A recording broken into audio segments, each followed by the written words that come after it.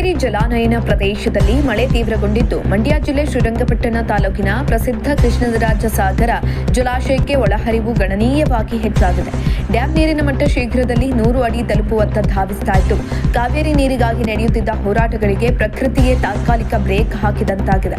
ಮಳೆ ಬಿರುಸುಗೊಂಡ ಹಿನ್ನೆಲೆಯಲ್ಲಿ ಜಲಾಶಯಕ್ಕೆ ಅಪಾರ ಪ್ರಮಾಣದ ನೀರು ಹರಿದು ಬರ್ತಾ ಇದೆ. ಕೇವಲ 2 ದಿನಗಳ ಹಿಂದೆ 92 ಅಡಿಯಷ್ಟಿದ್ದ ನೀರಿನ ಮಟ್ಟ ಇದೀಗ ಭರಪೂರ ಒಳಹರಿವಿನಿಂದಾಗಿ 97 ಅಡಿಗೆ ಏರಿಕೆಯಾಗಿದೆ.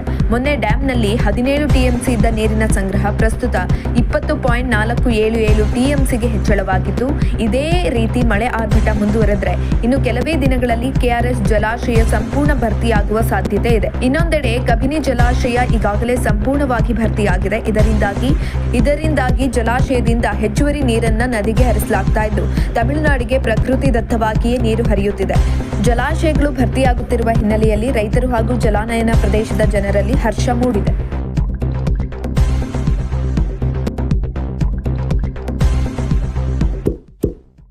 ಇಂತಹ ಇನ್ನಷ್ಟು ವಿಡಿಯೋಗಳಿಗಾಗಿ ಲೈಕ್ ಮಾಡಿ, ಫಾಲೋ ಮಾಡಿ, ಶೇರ್ ಮಾಡಿ.